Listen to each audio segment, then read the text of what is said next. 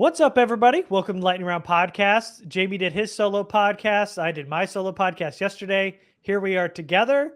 Jamie in a quiet spot in his car. Just to jump in here for a quick little recap of what's going on during the free agency period. We covered Easton Stick yesterday and then not coming to terms with Donald Parham or Braden Fajoko. But they did make a signing late yesterday, and it is linebacker Eric Kendricks. And just so we're going to give some background on some of these moves, some moves they were trying to do in free agency, something they may do tomorrow. We'll get into all that. So let's start with what happened yesterday. And they started by going to Bobby Wagner, and they wanted to sign Bobby Wagner first. They went to him, and he wanted $8.5 million per year, and the Chargers passed. It was just too rich for him or for the team. And they decided to go off of Bobby Wagner and then pivot onto another veteran linebacker, which is Eric Kendricks. Kendricks wanted $7 million to start. They kind of went back and forth. They landed somewhere just over 6.5 per year, which is pretty close. Obviously, being a hometown kid here in LA with Eric Kendricks kind of helped make the deal go forward. So we know that they signed Eric Kendricks. It's 2 years. Is just over $6.5 million per year. Yeah, so this is a move I think that is really geared towards helping to fix the run defense as much as anything. I was going to get to that. Yeah, I saw some numbers on Twitter yesterday. I think his average depth of tackle is right around 3 yards from the line of scrimmage, whereas Tranquill's was like closer to 6, I think. So he's making plays closer to the line of scrimmage. I think that speaks to his instincts. His ability to read his keys and get downhill. And I think he's really good when he can come straight downhill and fill a gap and make a tackle, which is something the Chargers have honestly struggled with the last couple of years. So in that respect, I think it's a good move. I think when you're talking about Wagner versus Kendricks, you're talking about a pair of, aging linebackers, guys who you had to figure were going to be taking some kind of a pay cut. It sounds like Kendricks was maybe a little bit more realistic about where he was in the marketplace than Wagner was. Yeah. After, especially considering Wagner was cut last off season, signed that big deal with the Rams, got cut this off season. That should start to tell you something about how the market values you, but it doesn't sound like it did for Wagner. So I personally, I know there are some people in our Discord who wanted them to sign Wagner. I think, people get drawn to big names. Former Pro Bowlers, former All Pros, all that stuff is great. I'm glad they didn't break the bank for Wagner. I think they're going to get similar production out of Kendricks in the run game that they would have gotten from Wagner. You get some leadership. You get a guy who's been around and played in a couple different types of defenses. I think the one question that I have about Kendricks really is the pass coverage. Actually, two. He doesn't really offer much as a blitzer. Now, he wasn't asked to blitz much in Minnesota last year. It's really not part of his game. That's something that Drue Tranquill really thrives at. So I think that's one area where you're going to see kind of a hit, especially if they lose Morgan Fox in free agency as well.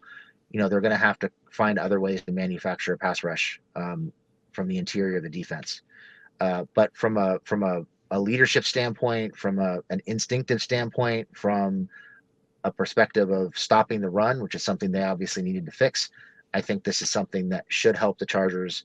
And I think, the easy conclusion really is, well, now Drue Tranquill is gone. There's no way they're going to bring him back. And if you see early speculation on what the first year of Kendrick's deal looks like, I think Daniel Popper just came out with something saying he's projecting around $4 million in the first year. That still leaves plenty of room to go out and get Drue Tranquill, who, by the way, has not signed anywhere despite all kinds of predictions I saw saying he was going to get a bag. Yeah. He was going to be gone early, and he's deserving of this huge salary. He may have overshot his market a little bit. So depending on what their initial offer to him was and what their efforts look like to sign him, it seems like there might still be an opportunity to bring him back.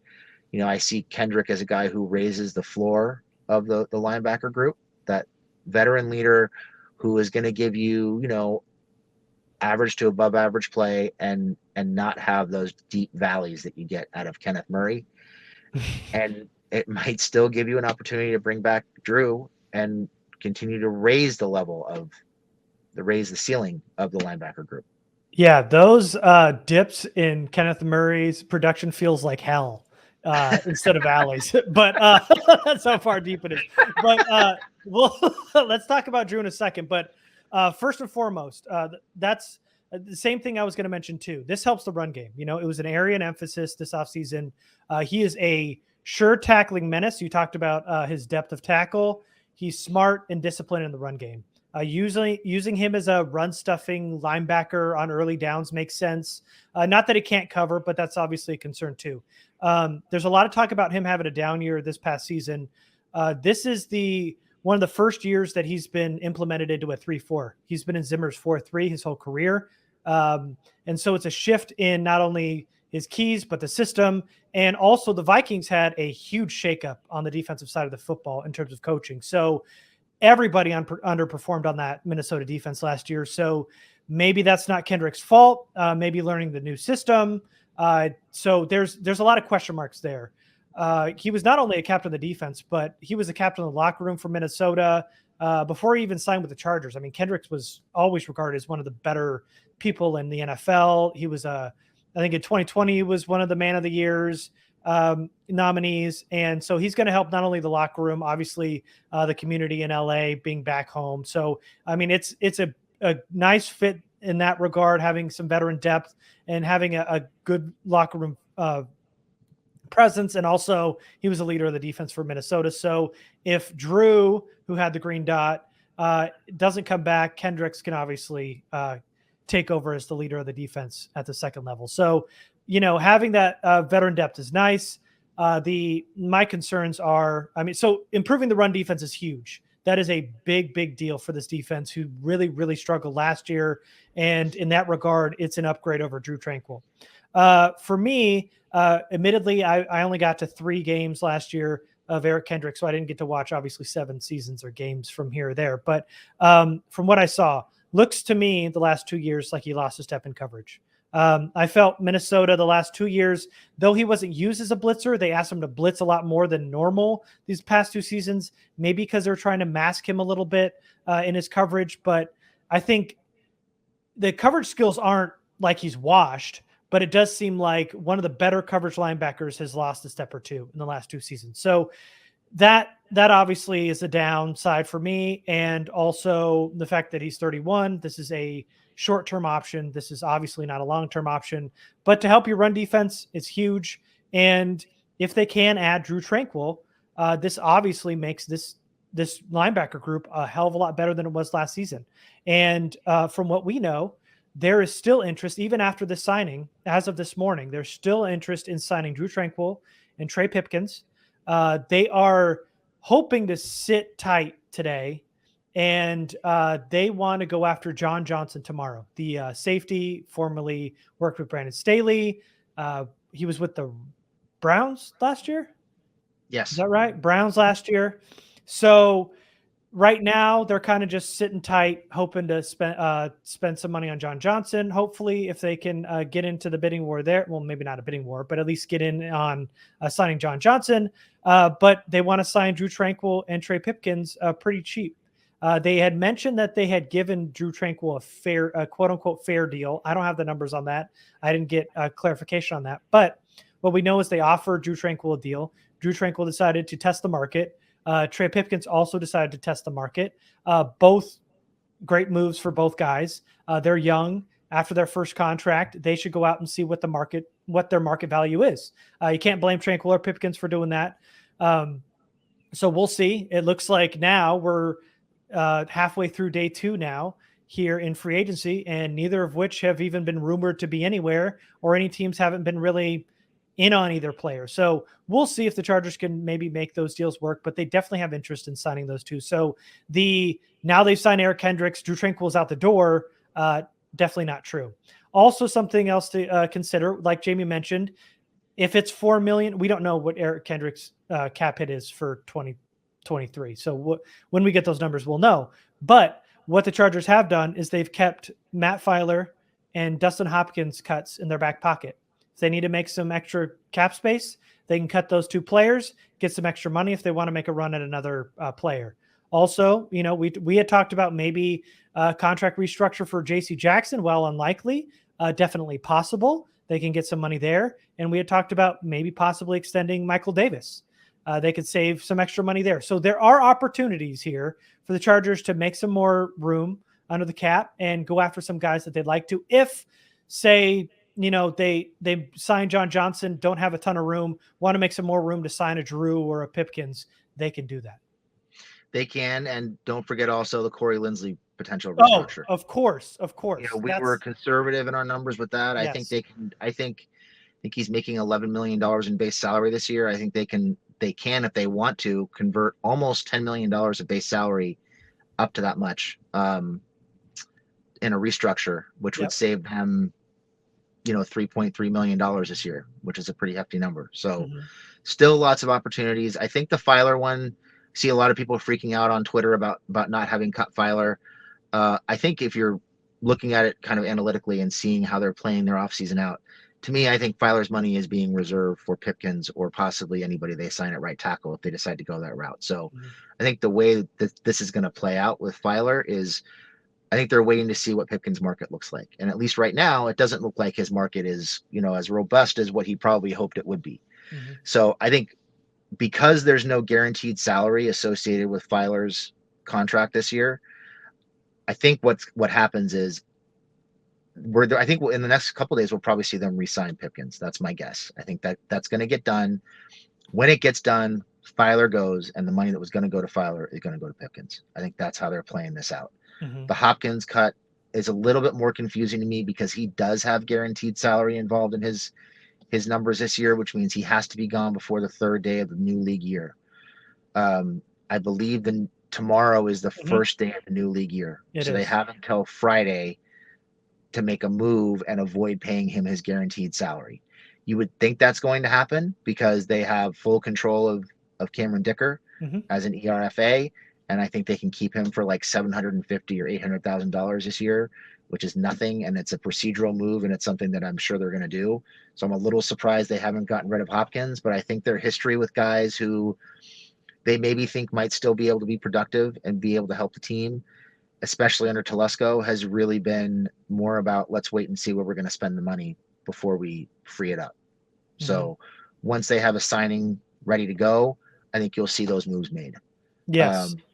And if they don't wind up re-signing Pipkins, I think Filer stays and Salyer probably winds up playing right tackle as much as I don't want that to be the situation. So that's how I think those things play out.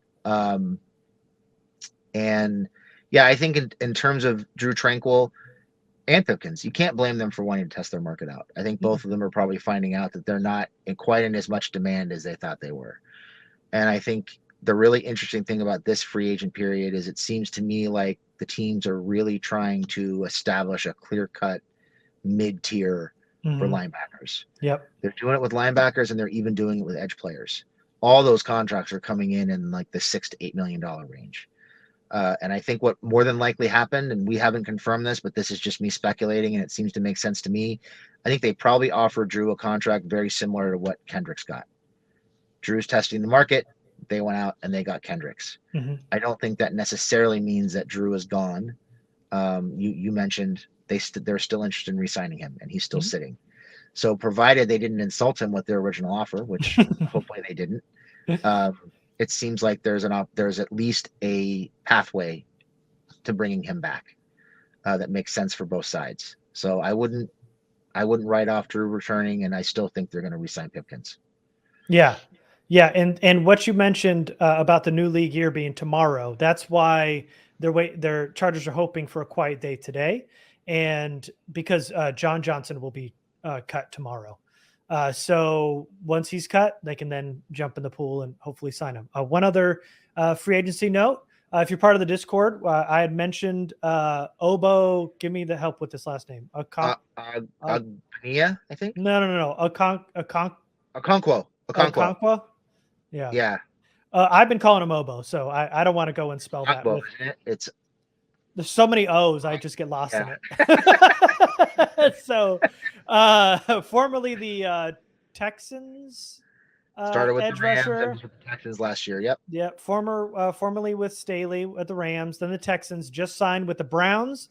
The Chargers were hoping that he would be part of the second and third tier waves of free agency, which I had mentioned on the show yesterday, that they were not going to get in on that first day and start throwing big money at a lot of players, or waiting for some of these guys' value to drop a little bit and then sign them a little bit later, which they did with Kendricks. And so they were hoping that Obo would drop and his value would drop a little bit. We were texting. Jamie put it perfectly. That was wishful thinking. This is a guy on the rise.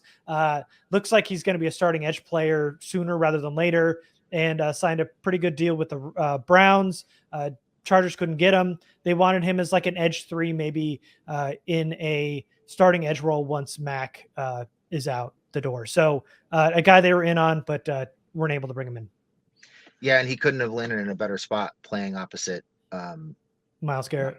Mm-hmm. Yeah, I mean, I think, when you're looking at him, he's a guy who you want as an edge 3, but realistically, he was set up to be the wingman to a star edge player, and I think he fell in the perfect spot for him. So, really wishful thinking that he was going to sit until the second or third wave.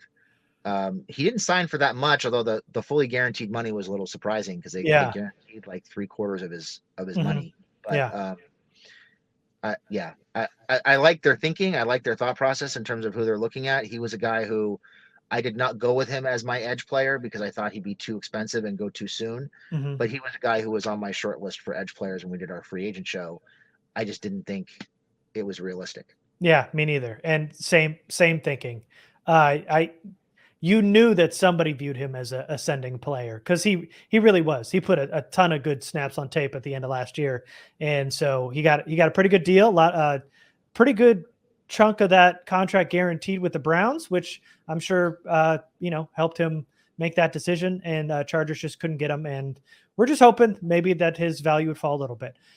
So now that wraps up kind of what happened yesterday and where they were looking and kind of the path the Chargers took. And then we find out about Austin Ekeler, who requested a trade yesterday. Chargers granted it today. Some backstory.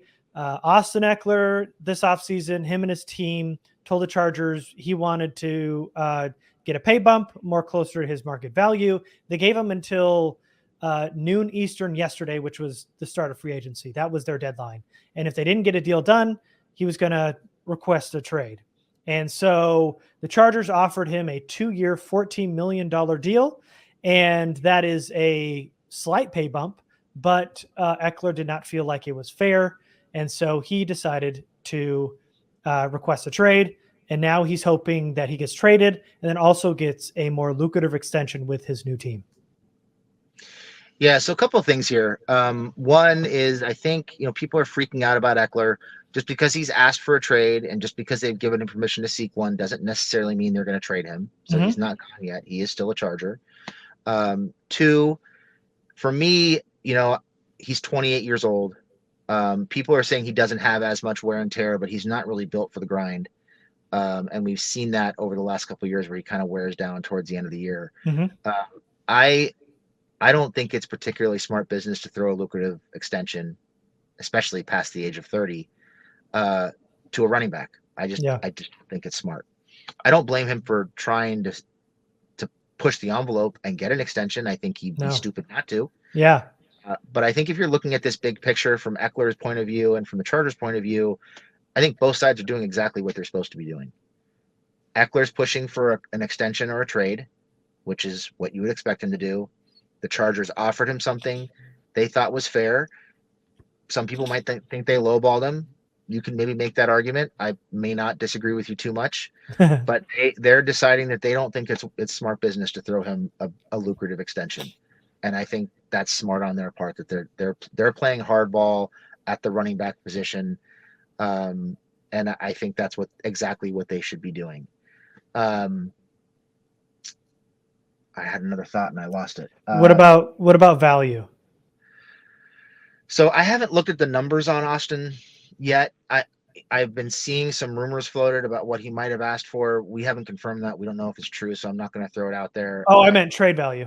Oh, trade value. Okay, Yeah. gotcha.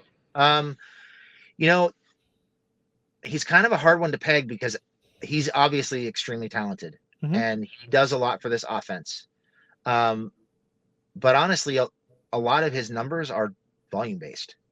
Um, he gets the ball a lot because they have not had anybody else to give the ball to.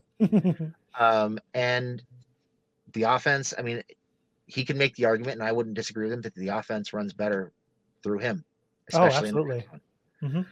But that doesn't mean that they can't do that with somebody else. And this is a similar argument to what we made when Melvin Gordon was going through a similar issue. Was yes, the offense works better when they run the ball with Melvin Gordon early and when they feed him the ball in the red zone. But that doesn't mean they can't do the same thing with somebody else. That doesn't mean they can't assimilate that production with one or two other guys and make themselves more diverse.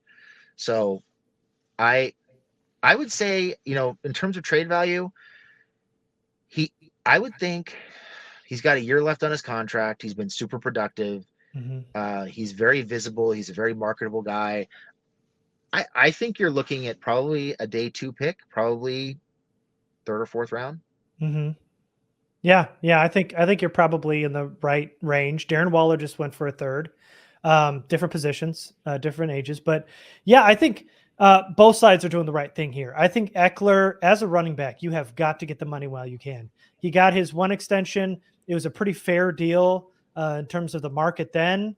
Now, in his last deal, you could argue that he probably deserves a little bit more than 6 or maybe even 7 million per year. I think the Chargers did the right thing in saying, "Hey, listen, you're 28.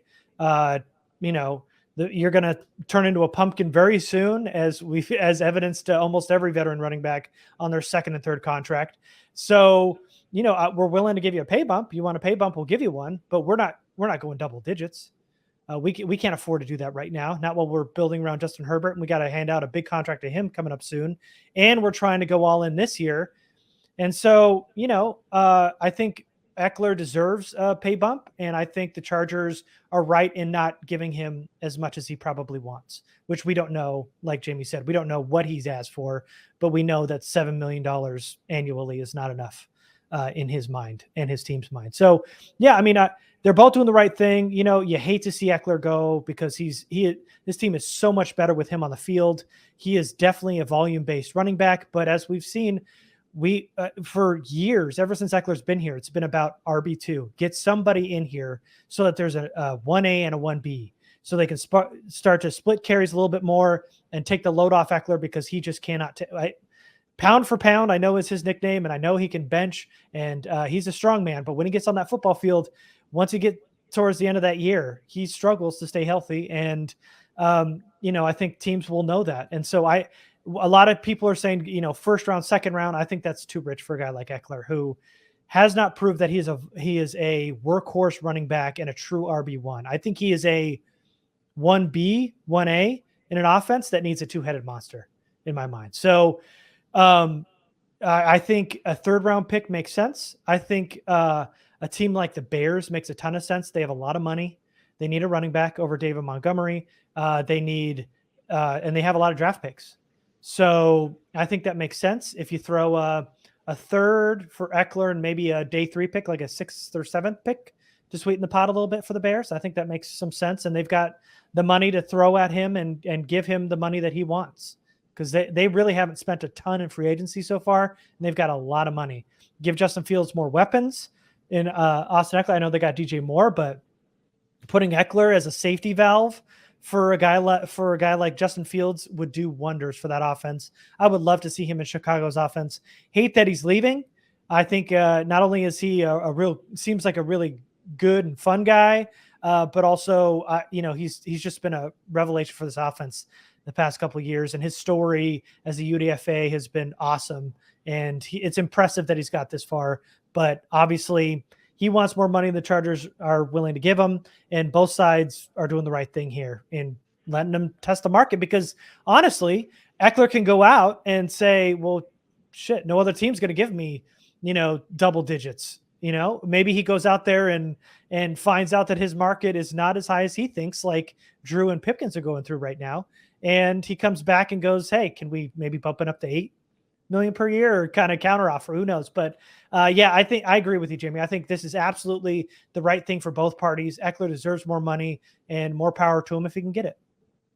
Yeah, and look, there's a theme here, right? There with some of the decisions they've made. The decision they made with Parham, the decision they made with Fehoko, the decisions they're making with Drue, less so with Pipkins and with Ekeler.